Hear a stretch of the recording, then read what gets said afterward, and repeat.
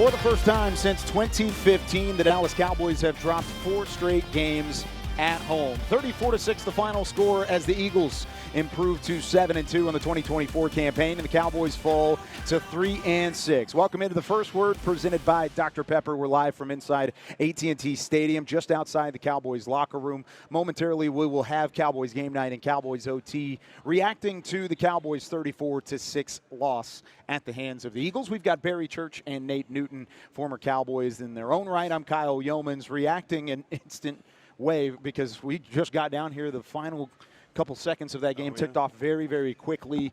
But that's because the Eagles took care of business in the third quarter. The Cowboys fall yet again. Your thoughts as this one unfolded? Well, first thinking about this game, it reminded me of two things. And the two things that the offense weren't able to do in today's matchup. And that's one, take care of the football. I mean, we understand that this team is not fully healthy. And when you're going against a team like the Philadelphia Eagles, who's been on a winning streak, whose health is at an all-time high, you're not good enough to overcome those type of deficiencies. So you got to take care of the ball. And it's where those turnovers happen. I mean, in the red zone, you can't go down to the red zone and once again come away with field goals and expect to beat a team like the Philadelphia Eagles. Not only that, but you turn the football over in the red zone. So to me, offensively, they've got to get these red zone struggles together. They got to be able to take care of the football. Defensively, I saw some spark. I did. I saw some fight from this team in the trenches. They were out there making plays. Overshown once again showed why he's one of these up-and-coming players for the Dallas Cowboys. We got to see Micah Parsons back on the football field. I think that makes a huge difference when you talk about the pass rush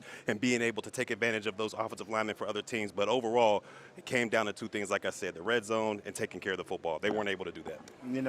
I agree with you 100%, Barry. There's not much more I can add to what you said because those turnovers are costly, and your defense came out there fired up. If I'd have told you that Barkley was held up under 70 yards rushing, that's huge. We would have thought we won this game easily. But, they let Jalen Hurts break loose a couple of times. The other backup running back, number 14, I can't remember his name. He broke loose a couple of times. So we had our focus there for the most part defensively. But we have to find out what's wrong with our offense. And we know we're missing Dak. But we have a Cooper Rush, and he's more than capable of making it happen. Awesome Riches, I watched him. I'm giving him right now, for what little bit I saw, I'm giving him an 85% plus because this guy held his own. I mean, I don't think he had any holdings, any offsides. The guy was virtually, he virtually held Graham, Josh Sweat, those guys from making these big plays that I thought would happen for a young guy. So that was a positive, man. That's what I'm looking for. What can the young guys give us as positives? And he was a positive for me today. I think that's the thing that stings the most about a game like this. You're undermanned. You're depleted, and you expected going into an NFC East rivalry to be a little extra spark, and you saw it early. Like you said, the defense played well through the first half. The one drive at the end was really a killer.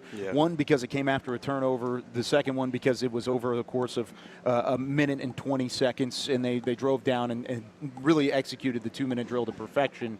All of those things kind of add up, and then it just snowballs in the third quarter. I mean, this season the Cowboys are being outscored 82-22 in the third quarter alone, and all of that, of course, coming after halftime. There's not a ton you can do in an NFL halftime to make adjustments, to change things up, but that's a number that stands out significantly when you're minus 60 through 9 games on the NFL season, and that's something that I think stood out again today. I mean, that blows my mind, just hearing that number right there, being outscored by that much coming out of halftime. Like you just said, there's got to be adjustments that have to be made from both sides of the football in order for this not to happen. When you look at it, you can't just go from the first half and say, oh, we were kind of productive in that first half. Let's go to the second half. Defensively. Exactly, with the same type of mentality. You can't do that because this league is too good. Coaches are too good. They're going to make adjustments, and they're going to figure things out, and that's exactly what Philadelphia was able to do. They saw Kalen Carson out there struggling defensively for the Dallas Cowboys, and what did they do after halftime? They went straight at him consistently with A.J. Brown, Devontae Smith, whoever they wanted. They found him on the outside, and they said, we're going to go at him consistently throughout this game.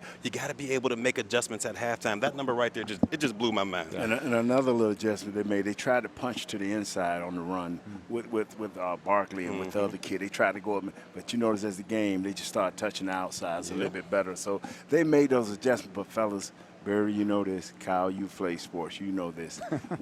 How many adjustments can you make when you don't have the players? That's true. Either lacking in experience or some of these guys are practice squad guys, fourth team guys. So you're doing what you can do. But once again, our offense, who should be a step further than what our defense is, Yeah. got to answer the bell a little bit better, I think, in the third quarter. Well, and they had plenty of opportunities to go down and score, especially in the first half. We're talking about a half where they played well defensively or good enough defensively to be in the game. Yeah. And the fact that you did not have those scores, whether it was a red zone turnover or another lost fumble, they lost 4 fumbles in the middle of this game today. I mean, that all stands out significantly. So when you look at the offense, where do you start? Is it the offensive line? Is it the skills players? Or is it a mixture of everybody? It all starts and stops, and Nate, you can attest to this, with that offensive line. Sure. I mean, it just starts and stops with those guys. You got to be able to run the football. They got to be able to block as a unit. And most importantly, you got to be able to protect your quarterback. Because I don't care what quarterback you have out there. You can have Tom Brady out there, but if you cannot protect him, the offense will continue to just be pedestrian out there. And that's exactly what we saw this afternoon. And I thought the offensive line started out good. You know, Rico Dotto was punching here and punching there.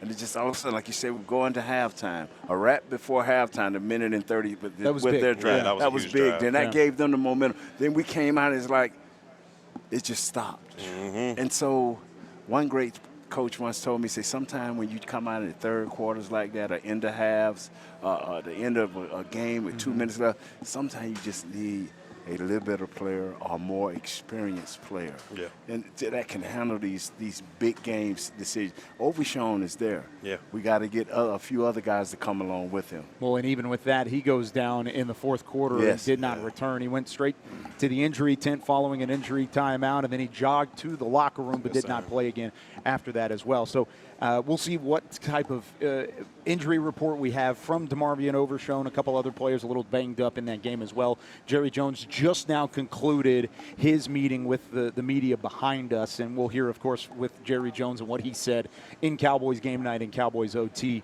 as well. But that's going to do it for us here on The First Word, presented by Dr. Pepper. We'll leave you with some of the final stats presented by Miller Lite. Cowboys just 3 of 14 on third down, and they finished with 146 total yards on the day.